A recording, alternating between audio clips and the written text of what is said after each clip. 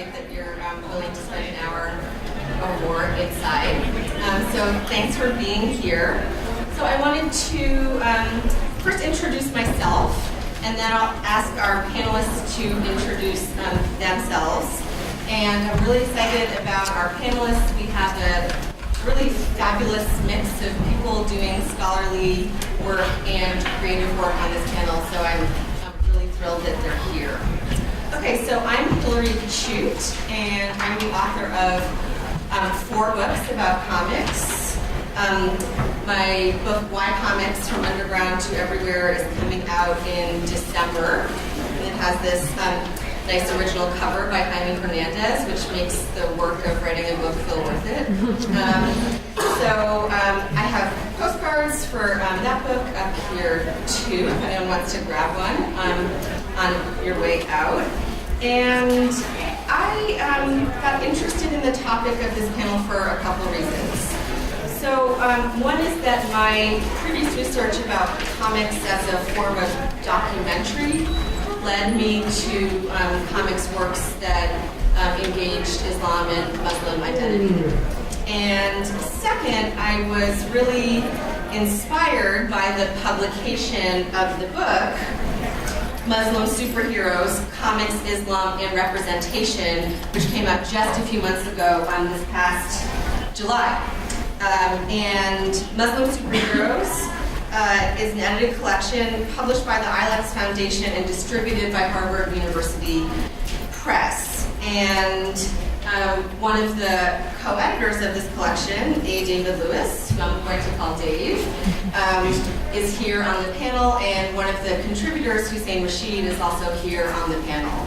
So I felt like the publication of this book was a good opportunity to think about the question of comics and Islam, not only in terms of superheroes, but as a general matter. So I was reminded this morning of some trading cards that Joe Sacco actually had made up called Everyday Heroes, which were figures from his books Palestine and Footnotes in Gaza that he distributed sort of like regular trading cards, but the concept of the everyday hero.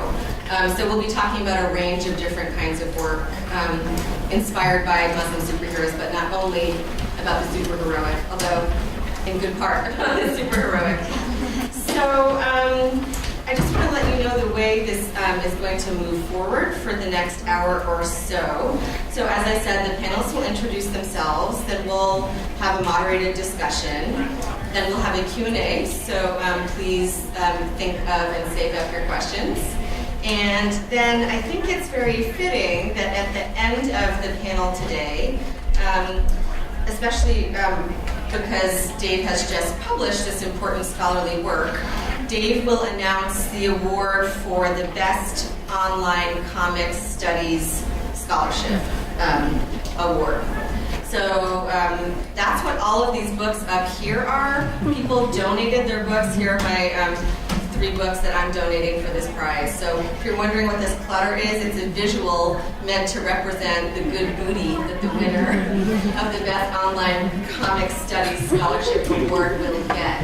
So I think that's a nice gesture coming from someone who just published this book. And I want everyone to know that Harvard very nicely, Harvard University Press, provided us with flyers for the book. So come up and grab one of these flyers, and then there's this postcard. So there's stuff up here for you to pick up on your way out. Swag for a Comics and Islam. I'm trying. We're trying. Okay, so let me turn it over to the panelists to introduce themselves. Yeah, you start. Hi. We're going in order. Hi. I'm A. David Lewis. By day, I work with MCPHS University regarding online student and faculty engagement. That's what pays the bills. The rest of my time, I'm working either in comic book scholarship or in comic book creation. Hillary was kind enough to mention some of the scholarship they're doing, Muslim Superheroes being the latest of it. Prior to that, the publisher made me put out a book by the title American Comics, Literary Theory and Religion, The Superhero Afterlife. And the Superhero Afterlife was what the book was. And then prior to that, I got this whole enterprise running. Was a book I co-edited with Christine Hoff Kramer, based on a conference that we had at Boston University in 2008, 10 years ago. Wow. Graven Images on religion and comic books and graphic novels. When I'm not doing all that, I am writing now a comic called Kismet, Man of Fate. This was a character in the public domain that was actually the first Muslim superhero published in the United States in 1944, and I wanted to bring him back from the public domain. So two pages every week are appearing at a Wave Blue World, but that'll be collected next year in print. And finally, I run a nonprofit called, Comics for Youth Refugees Incorporated Collective, CYRIC for short, which is a nonprofit focusing on creating and freely distributing comic books on Syrian folklore to displaced Syrian refugee children. Keeps me very busy. I have 2 young girls, a wife, and about 6 hours sleep a night. Thank you. You're getting up to 6 hours of sleep. Only about 6 hours sleep. A precious 6 hours sleep a night, yeah. Hi everyone, my name is Sara. I am an illustrator. I recently got signed on actually as a comic artist with Boom Studios. It's actually the first time I've signed up. I'm also a drawing instructor for middle and high schoolers, and I am the creative director of the nonprofit group Mipsters. We're a Boston, New York-based group. We put on these events that are kind of like TED Talks meets House Party meets art gallery, and we put on these events to give platforms to artists of color. And on top of that, I am currently a graduating senior here at Lesley University called and I'm also an exhibitor here, so come swing by after the show. Backdill room, so the one right across, you'll find me along the left side. Hi everyone. My name is Hussein Rashid. I teach religion at Columbia University in New York City. I work on my bigger research projects on Muslims and popular culture. I've known Dave for a while, which is how I got suckered into this anthology. Where I think on the closing chapter, slide the closing comments. Yeah. Where I say the entire purpose of the anthology is all wrong. That's right. Do it again. And then he takes the last chapter and tells me to shut up. So it's a really great anthology. You should all buy and pick up multiple copies and give them as Christmas and Hanukkah and whatever other holidays you celebrate kids. Huh? Oh, for an yes. So for the comments to this topic. We just have a commercial list. It's purely capitalistic. That's all I'm thinking. Hey, the Muslim Holy Holiday coming spring 2018. There's just going to be a whole tie-in. There's going to be a whole media tie-in. Yeah, so I've written this. I have another article coming out on Muslims in film, and co-edited an anthology on Miss Marvel, which should also be coming out in the next 8 months. Which you suckered me into. Which I suckered into. Yeah, it's different. Yeah, that's right. Okay. I see you guys have a thing going on. Yeah. Okay. Since sort of Muslim superheroes is a jumping off point for this conversation, Dave, would you explain how you came around to want to edit this anthology and sort of what your aim was? Sure. Sort of just describe what the book does. Well, I referenced Graven Images at the beginning, which was a rather successful Boston University conference, academic conference focused on ostensibly comics and religion writ large. Even there, and then subsequently with the publication of that book, Islam was only passingly represented. It was obviously identified as a major world religion, but the scholarship wasn't collected for it yet. At least not in a way that we could synthesize and put someone into the book and deliver it. Do you mean in terms of the field of comics or images in general? Because the conference is called Raven Images. Yeah, right. The actual title of the comics is something of a misnomer. It wasn't about prohibited images. It was just supposed to link. It was one of the intersection points between religion and comics, but it wasn't exclusively about the verboten. So coming off of the conference, coming off of a wonderful process of creating that book, it felt ultimately incomplete to me. Not through anyone's fault, not through the editor's fault, not through the participants' fault, but largely that we hadn't asked for that focus, and I wanted to. Because the focus on Islam, okay. The focus on what was a growing population of both books and characters related to Islam. Now, what was the I won't say the most commercial way to deliver it, but the best entry point was through superheroes. We could talk about biographical or autobiographical works involving Muslims. We could talk about comics journalism involving Muslims. I hope we do that here today. But for the purposes of this publication and the interest of ILEX, superheroes, the wave of Ms. Marvel and of Simon Baz, the Green Lantern, and of Night Runner, and of Kahera, and of a number that were finally coming to the forefront that we could direct religion specialist attentions to, or direct comic specialist attentions to, allowed this book to take shape. Excellent. So, Rashid, Hussein Rashid, I was wondering if you could talk about the tradition that you're interested in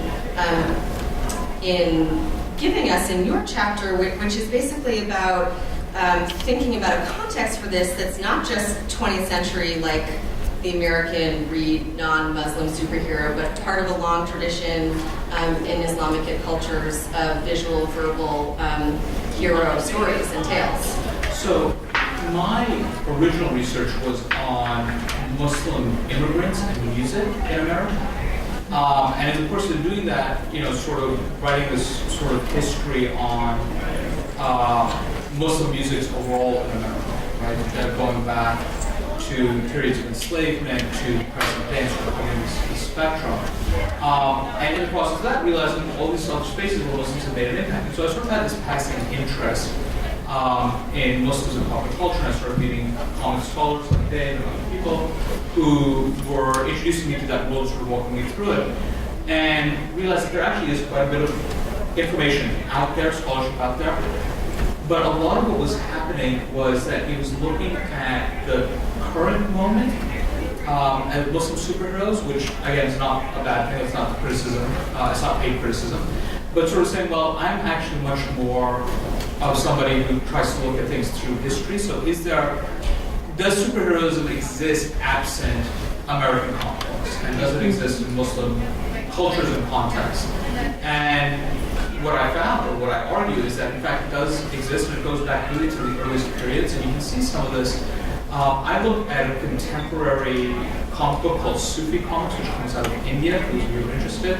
But the original entry point for me, and I make references in the article, is actually looking at the Persian miniature tradition, where you see some of these stories illustrated, so that this sort of illustrated super-heroic narrative isn't something new within Muslim traditions. Now, what the hero means is something very different. But that there is a sense of heroism and wanting to be like somebody else that's inherent within the tradition. And so, yes, let's look at the current moment of what's happening in America, but let's not pretend that, this is the first time Muslims have had heroic narratives. There was this history. So that's a really interesting focus of your piece in the book. Could you describe a little bit how the concept of the superhero is different if we think about Islamic tradition?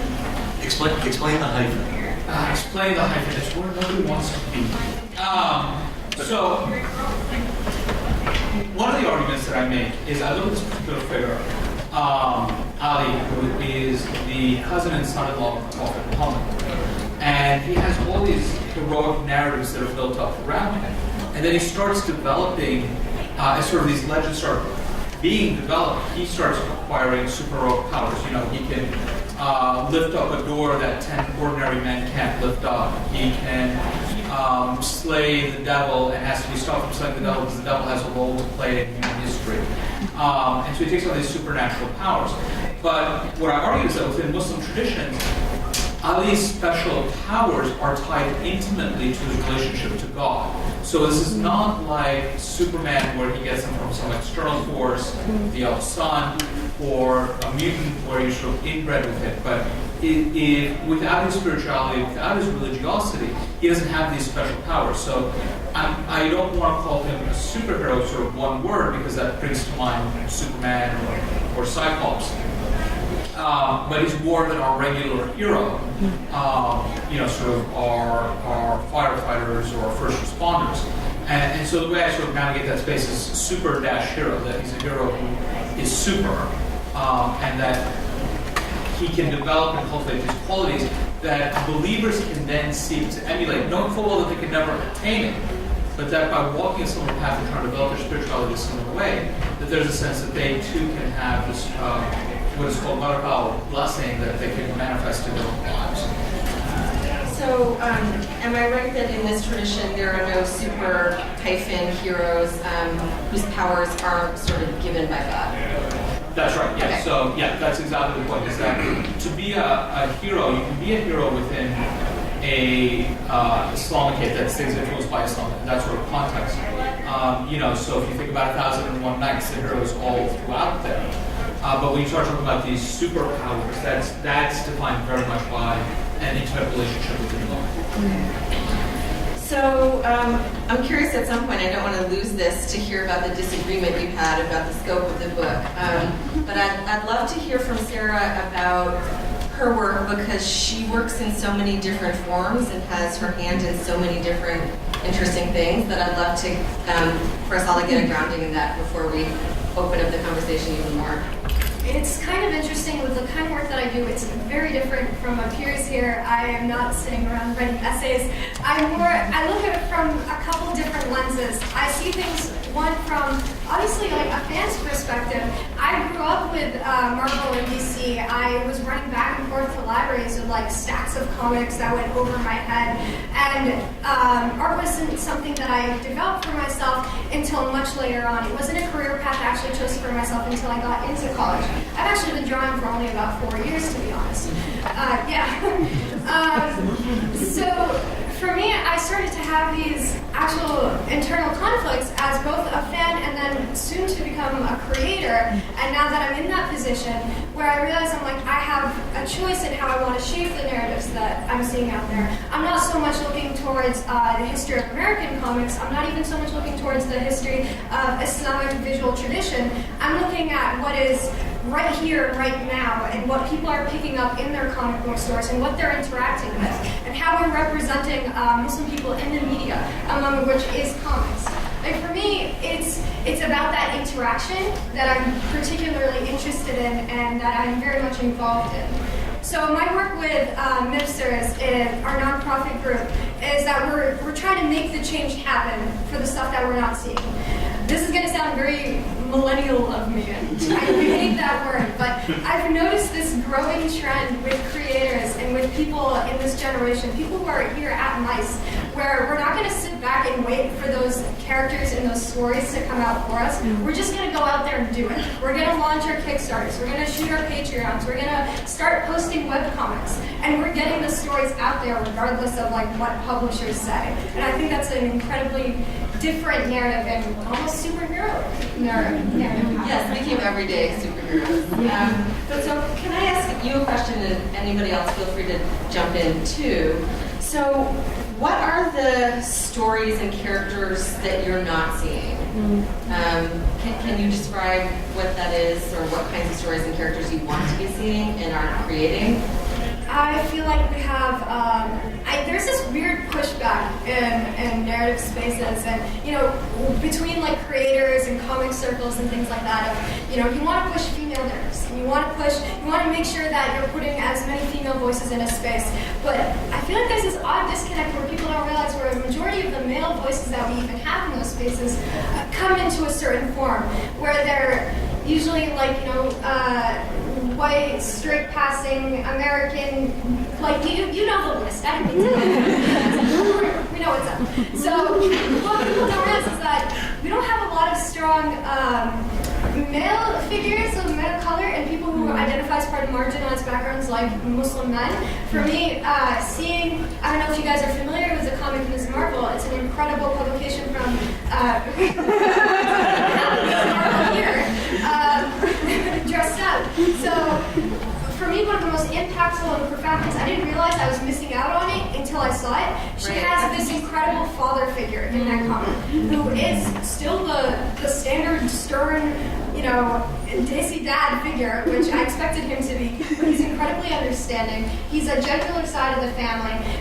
He's consistently supportive, even through his sternness, and it's just like, oh wow, a strong parental figure in a comic like that. I never see that for Muslim men.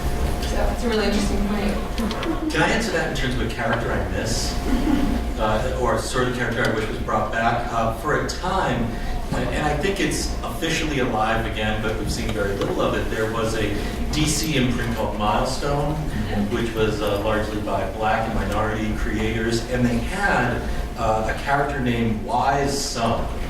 Now, Wise Son was this hard-drinking, womanizing, profanity-laden, gang-banging Muslim man, Nation of Islam adherent.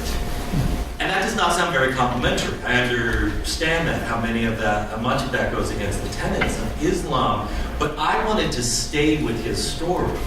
I wanted to watch his evolution, because in the brief time that those comics were around, he even had his own miniseries, he was starting to look at life new, starting to take on spiritual leanings and sort of curtail his life. That was fascinating to me.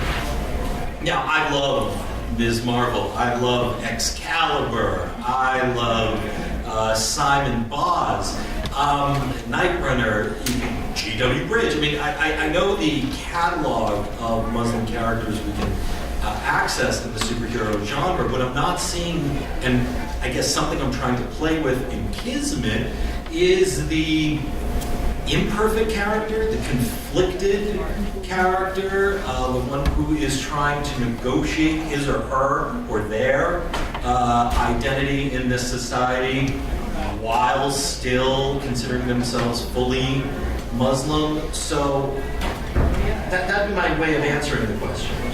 Building off of that point, a lot of what I tend to talk about when I speak or when I write about these sort of topics is that we deserve those kind of diverse set of stories. Like, not only are we trying to push more narratives out there, but we got to make sure that we're trying to have somebody believable. We have the right to look for somebody who is still an interesting character at the end of the day. Something that I tend to, I don't know if I coined the phrase, but I'm going to pretend like I did, is a term that I refer to called casual inclusion, which is how I tend to refer to the characters like that, where you know that their identity, in this context, them being Muslim, is a specific aspect to them, and it's an important aspect to them, but it definitely does not define their entire character, and it definitely shouldn't. I think that having that aspect of their lives included in a narrative, but making sure that there's so much more than that, does a lot more work than like checking off a diversity checklist. So can we think of some names of creators who do that kind of work? Can we sort of generate the landscape? So I'm terrible with names. I say that, but there's actually been some really great stuff coming out in young adult comics that I've seen. Midas Touch has a visibly Muslim character. Helpless Great Warrior, as another visibly Muslim character. But again, it's also so the term I use, Sara, is accidental Muslim. Actually, the article I have on film is the accidental Muslim character. The person who just happens to be Muslim but doesn't need to get the story going. Has a lot of these Muslim type characters, but not necessarily the lead. many, but are really complex. You know they're Muslim, but it's not defining as It's like the bar is super low at this point, Yeah. where it's just like, hey, they're a well-developed character. Right, so the bar is low. Hussein was saying there's a lot of interesting work happening in young adult audience literature, but what about in adult? Well, can I point to some creators that are here at MICE? Please. That I'm going to embarrass, but This is great. hiding in the back of the room, we have Yasmin Omar Atta, whose work Raise your hand. shows my whose work is both stunning as well as complex in the way that we want. I am not insulting Ms. Marvel in any way, but she's practically perfect. She feels a lot of conflict. We don't have to. Yeah. I'll fight you on that. Okay, make your feel point, and then we'll all jump in. the point that I'm making is that she feels unabashedly good. If in Dungeons and Dragons terms, she is Clarify what that means. in Dungeons and Dragons terms, you find out what kind of character a person has by whether they are lawful or neutral or chaotic, good, neutral, or evil. And I have to put Ms. Marvel way up at lawful good, up in the top. Interpretations may vary. Let me also just call out two more creators so we can all fight.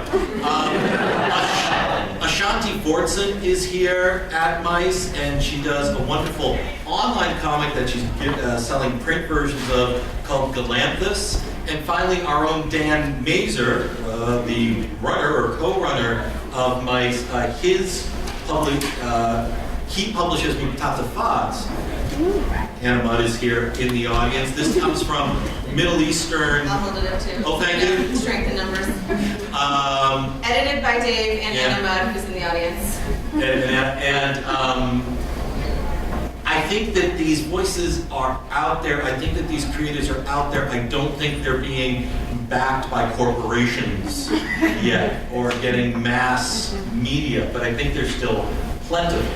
To be honest, I don't think they have to be. Like, I really, just having MICE here, and with the access that social media has, with the kind of platforms you can put webcomics with Patreon again, like, you have access to support the artists. You don't need somebody, willing to spread your book out. That's true. People are taking ownership of not only their own narratives, but how exactly they want to put their stories out there.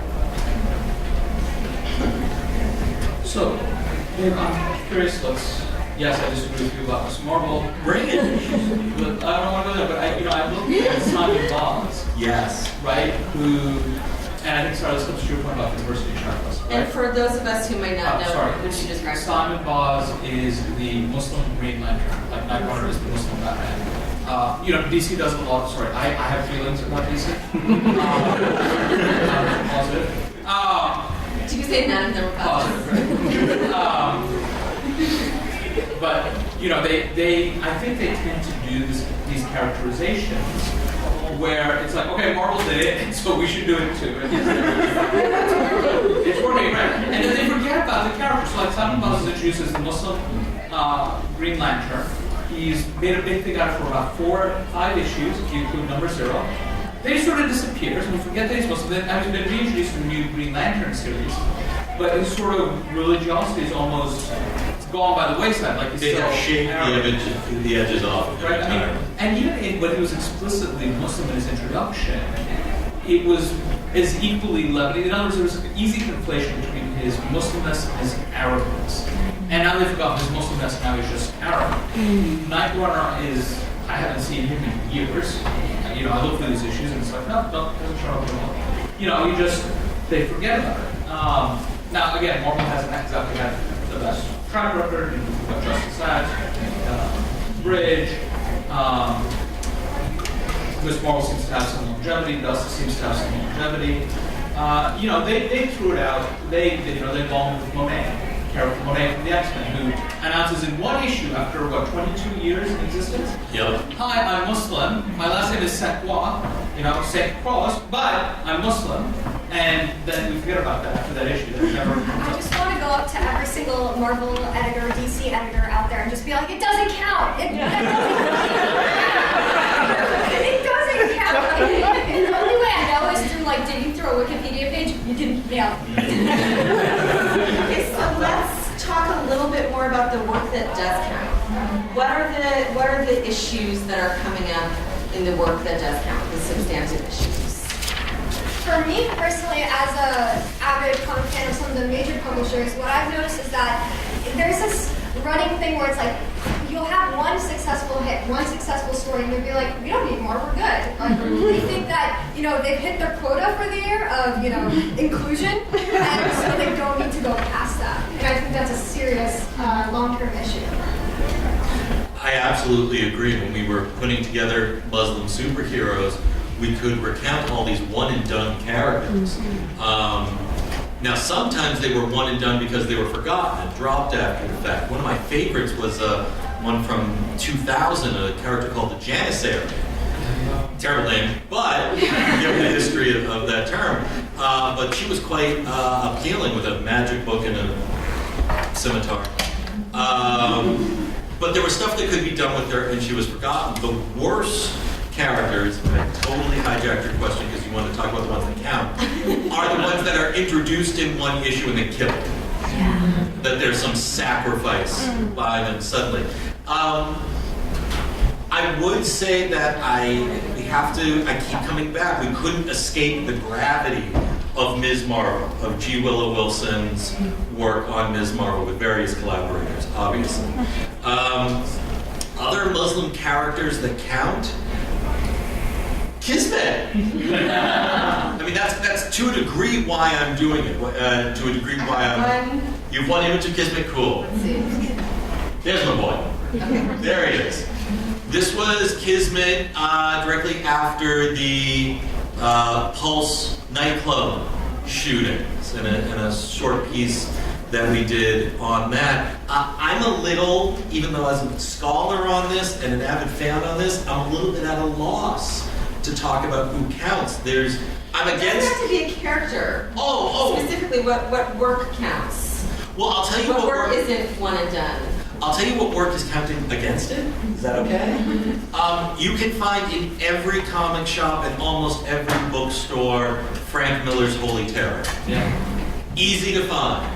You will stumble over it. They sell Sin City by the dozens, and they keep that, and that is a totally Islamophobic Dave, work. just to give some background. Yeah, please. That was originally supposed to be drawn by 3, and DC said this is too crazy even for us. It was supposed to be Holy Terror Batman. That's where the Robin pun even comes from. I'd also say that going beyond superhero comics, Habibi by Craig Thompson. This is a challenging but huge work. And why I link Habibi and Holy Terror together, they came out the same week, which was the 10th anniversary of September 11th. Do you want to describe a little bit what Habibi Sure. is about? I think it's important to say who Craig Thompson is first. Craig Thompson is a lapsed evangelical Christian comics creator who first came to fame with the graphic novel Goodbye Chunky Rice? Yes. Am I getting that right? And then went huge with his autobiographical coming-of-age story, Blankets, exploring his burgeoning sexual feelings while at a Christian evangelical camp and a Christian evangelical environment. So we took on this massive undertaking of wanting to do a Islamic/Arab modern day-ish myth romance called Habibi. And the work is visually stunning, and its packaging is amazing, and the story is so problematic. Even though, unlike Frank Miller, the same week, right, he seems very pro-Muslims. He seems very loving of the calligraphy and of the culture, but it comes off as such, for me, such tourism, ultimately. But it counts. It's there, it can't be ignored. I was so worried worried that you were bringing that book up as like a positive. I was like really anxious about that. For me personally, even as I actually wasn't able to get through that book. I really wasn't. And for me, part of that was actually from my artist background. Even the way that the art style works speaks of the kind of themes that it is. It's very touristy, as the word that I was going to say was fetishist, but whatever. And you pull that even from the art style. It reminds me a lot of, if you dig back to your art history classes, it's like those Orientalist paintings where it's just like so obsessively detailed and so overdone, where it's a bit of a sensory overload, and it's just too much, and it's not realistic, and not even in a good way. It's just too much. Mm-hmm. Yeah. I think I actually have a really hard time with the BB. I'm not trying to defend it, because I do come down on a much more critical side. But at the same time, yes, he's dealing with these Oriental tropes, these sort of stereotypical depictions of Arab/Muslims, which he conflates quite thoroughly. But it also feels like he's trying to subvert them, but he doesn't know enough to know how to subvert them. So he ends up reinforcing. Right, exactly. So he hasn't done the research, he hasn't done the background. Again, that's what it reads like. I don't know the intent of his background, but that's what it feels like to me. Okay, because we're going to run out of time soon, I feel like I don't want to get too deep into critiquing works because we could spend hours. Although it's interesting that people have different vantage points from which to launch their critiques, right? It wouldn't be a competentism panel if we didn't say Marjan Satrapi Persepolis. Okay, we said it. Okay. Actually, what I was going to ask is, what issues would be taking up space ideally more? And what aesthetic idioms would be taking up space ideally more? That you'd like us to? Yeah, ideally, yes. Yeah, LGBTQ and his bang, right there. That's my top. More stories about not just the immigrant narrative that comes with a lot of young Muslims growing up in Western countries like the U.S., like in the UK and other places, but also the non-immigrant stories, because they are out there. I want to hear more conflict stories. I want to hear more stories that don't just, it's not what you first expect. Non-Arab stories, please. I think just echoing both of them, but at a bigger level, is the diversity of what it means to be Muslim in America. I mean, this population in the United States is the most diverse population of Muslims in the world, bar none. We should be able to start experiencing those stories. And the largest population of Muslims in America is African American, and we're having a hard time finding those stories, right? And yet we're going to spend another whole panel talking about systematic racism in America and how that aspect of our cultural production and appropriation of co-option.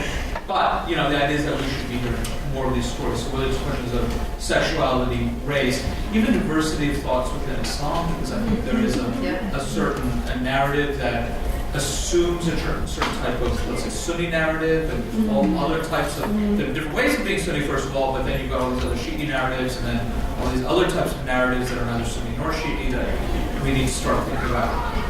Otherwise it's good work, but it ends up still operating within certain silos of one dimension. Great. Oh, go ahead. There's a lot of inter-community discussions that happen that people are so afraid of bringing out, especially in terms of media and entertainment and comics, where it's very hard to get a glimpse inside of what those inter-community discussions look like because of all the existing narratives that work against Muslims. We can't talk about racism in our community because we are working so hard to do this perfect American picture of ourselves to everybody else. We can't talk about homophobia in our communities and tackle them because that's already the dominant narrative. And it's really hard to unpack all these nuances, and then on top of that, creators aren't given spaces or the time. 5 issues of Green Lantern isn't the space to do that. Even Miss Marvel to start, but that's all it is. Those are all really interesting, rich responses. And at this point, we should open it up to questions from the audience. Yes. Hi. I just want to know if you've heard of the 99 Euros comics. Yeah. What do you think about? What's your thought about it? So I think The 99 euros. Oh yeah. From Tuscany. I personally haven't really read it. I'm not even going to give like an intellectual reason why. It's just I thought it was kind of corny. You know, I think I read almost the entire run of the 99. I know Naive, and I think you know that as well, the creator behind it. And if you haven't seen his TED Talks, his name is Untitled Chapter. If you haven't seen his two TED Talks, one about the creation of the 99, and one about the Alfageeh he faced when they tried to create an animated TV series. And there's an hour-long documentary. There's a Wham Bam show, right? Wham Bam is Love. Wham Bam is Love. So I just as a preface to say that I know, so you understand what I'm about to say, that may affect what you hear from me. When you hear his talk about why he started this, and I've heard him tell this story 1,000 times, it is exactly the question of representation that I think we're trying to get at. He says, look, my boys, at the time he had 5 sons, he now has more, but at the time he had 5 sons, they read Spider-Man, and there's nothing wrong with Spider-Man, but they don't see themselves, like ethically, morally, you know, it's not that Peter Parker's doing anything wrong, it's not that it's good, but they don't see themselves. So how do I get them to see themselves in this equation? And I think the question of representation is so important. And sometimes it doesn't have to be as explicit as the 99. Like right now I'm really moving to Direct Attacks Magic Cadet U, which has this really great racially diverse cast, and it's not a thing, it's just part of the universe, you know, in ways that feel really authentic. So I think for me, I like what he was trying to do with the 99. It didn't succeed for a variety of reasons. Part of it was I don't think it was set up well for long-term storytelling. You know, the premises weren't set up for long-term storytelling. It was too self-contained. But that's all 20/20 hindsight. When it came out, it looked like it was great. Other questions? Yes. I was wondering, it was interesting to hear about over visualization of Orientalist visual culture, but I wonder if any of you have favorites that have been influenced visually and not just storytelling by the history of the art. One comes to mind, although I think it's a little controversial, so. I was a younger lad when I read this, but Neil Gaiman's Sandman 50, Ramadan, impacted me hugely. And it was laden with Islamic visual influences that I, as a New England suburban white at the time Jew, had not been exposed to. So I know that's reaching a little far back, but that's the one that comes right up. Anybody else? So about artists who weren't impacted by this, is that? Who were visually influenced rather than the storytelling or maybe both. That's a good question. For me, I hate that I have to struggle with this question. It's like very upsetting to me that I can't like bring up actual names. For me, what it actually comes down to is more the handicraft side. Both of my parents, I'm the daughter of Jordanian immigrants, and I still identify very much as Jordanian American. And if you know anything about that visual culture, like there's a really rich textile type of tradition there. And for me, what I've noticed, you're not familiar with my art style, but I'm obsessed with like heavy inking and details and things like that. And I realized when I racked my brains a little bit that it very much pulls from that detail-oriented style that comes from like, you know, my roots. Are there any non-Arabic Muslim stories you recommend? Non-Arabic Muslim? Jasmine, you mentioned you'd like to see more of. Persepolis isn't, so Iranians aren't Arab. And if you call someone an Arab, then you So I just want to make that clear. And I feel like I really have to address that because this is a conversation that happens with me a lot. I work at an art and design library, so I'm literally in charge of the comic section there. And I'll have people come up to me and be like, oh, you're a comic artist, so cool. Have you read Persepolis or whatever? And I was like, yeah, I did. That's not the point. The point is that, like, they think that they know what I'm about as a comic artist, as a Muslim comic artist, because they've read that book. I'm like, her narrative, 100% is not something I can remotely relate to. And I stress that because I love that. I love that there's a Muslim story out there that I 100% has to do with socio-political, economic ties of Iran and all that. And it's definitely like, it's a good step forward. I have a computer here, so I was able to check. I did cheat in this, but one story that really threw me, that I still can't find a place for, is Aaron and Ahmed from Vertigo Comics, and it's by James Romberger and Jay Cantor, who I'm going to put dollars to donuts are not Aaron. But it's about a romance of sorts, a brotherhood that arises between a Gitmo detainee and the army psychologist that helps him escape but may not actually be helping him. It's a weird story, but it's the sort of weird I like in the mix. Wow, that's an interesting recommendation. Yeah. So I think I just want to be explicit in case it wasn't. Miss Marvel is non-Arab, she's South Asian. The creator is a white convert, and the editor is South Asian. On the Iranian tip, I really like Zara's Paradise on First Second by American Leo, which is about the 2009 Green Revolution. And Cairo by J. Wilson, which has some of that aesthetic art quality that's very deeply inspired by Cairo. It is an Arab, yes, but it involves genies, so I'm willing to non-race them, de-race them. The publisher for First Second is here, so you should tell him you like Zara's Paradise. Anna? I just wanted to tag on to that to say the creators of Zahra's Paradise also did Yusuf and Farhad, the great comic about, I think it's been out, so that's the comic they did with Amnesty about a same-sex couple in Iran. So again, Yusuf and Farhad. Yeah. Okay, we have time for a few more questions. Yes? So we focus a lot on the U.S. kind of market creation. I'm wondering, are there any Franco-Belgian or South Asian or any other the comics you'd like to see translated to English that would tell some of these stories that you're aware of? So the South Asian market is interesting because of colonialism. Mm-hmm. Like that market is predominantly Anglophone. Yeah. But there's a really great graphic novel market out of South Asia. I mentioned Sufi comics already, and Penguin India has a whole imprint. Mm-hmm. Quarters is one that comes immediately to mind, which is about a bookshop in Delhi. People sort of pass through, which is an older one.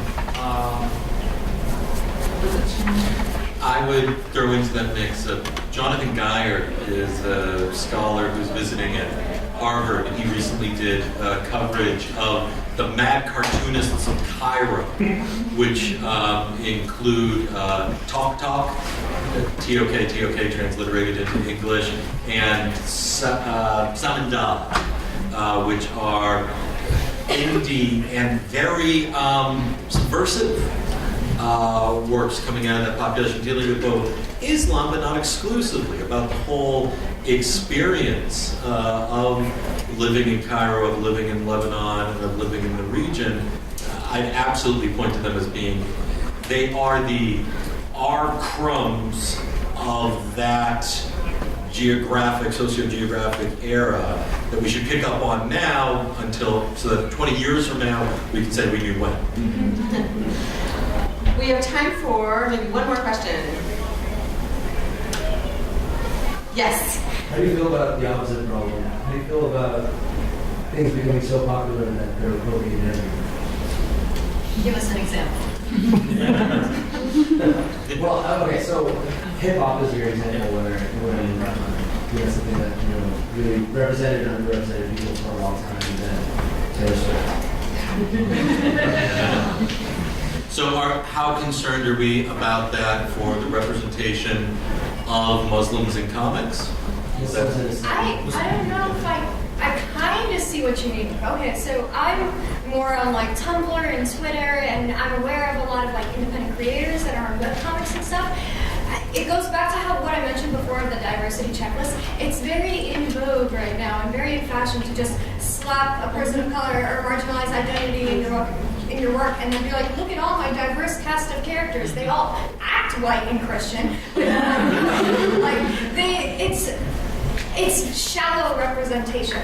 As in, the research isn't being done, and it's difficult. But also part of me is like, I can't wait for that problem to happen. So, like, we're struggling to list off successful creators we look up to, man. I think some of that appropriation is already starting to happen. I think there's a Tumblr, if you Google it, it's called Bad Arabic Tattoos. Yes. Celebrities who, wanted to appropriate it. Madonna did it with Hinduism and Kabbalah, and, other people are doing it with Arabic and wanting to be Muslim. They don't want to be Muslim, sort of visually styling what they think it means to be Muslim. Appropriations. It's a function of late capitalism, right? Like right now, we only care about Puerto Rico because there are pharmaceutical factories there. Like, forget the fact that there are 3 million, millions of people that are without drinking water. No way to get the pharmaceutical factories back. Like, the quantification and appropriation of people's identities and people themselves, like, it's across the board. Like, we're gonna get there. That's not a question of if. The question is when and why. So how do you control that? And capitalism. But On a happier note, we're now going to jump to the award. After you buy books, I'm still an exhibitor. And now for something completely different. One thing we got to start last year, Hillary was there, and Dan and everyone affiliated with MICE, is we launched the Best Online Comic Studies Scholarship Award. And we shortened that down to BOCSS. B-O-C-S-S. Very nice. And this was envisioned basically because the current award landscape with comics, Eisner's, Ignatz, Harvey Awards, yes, don't really have a category for what's going on purely digitally. But comic studies is very much on the rise at universities around the country, and certainly around the world, even more so around the world, frankly. So, this is our second year in awarding a BOCSS prize. There were 4 shortlisted finalists. They include Image and Narrative 1731 from August 2016, and they include Kim Juha's European Abstract Formalist Comics from her Good Art Comics blog. But it's my honor now to name the top 2. First, the honorable mention, and then the award winner, who will split this trove of works. Donated works. Of donated works from folks here at MICE, but also scholarship from Hillary and myself. And coming in as the honorable mention is Benoit Crucifix. His, yay, Benoit!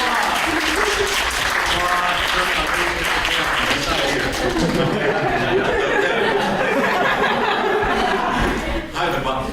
His Witnessing Fukushima Secondhand, Collage Archive, and Traveling Memory in Jacques Ristotelli's L'Écrans. That came out in Comics Grid last February 2016, which means the winner of this year's BOCSS Award is appropriately in terms of representation, Alejandro Jimenez, with his Miles from Representation on Needing More from Bendis' Spider-Man, published in Middle Spaces, April 2016. So,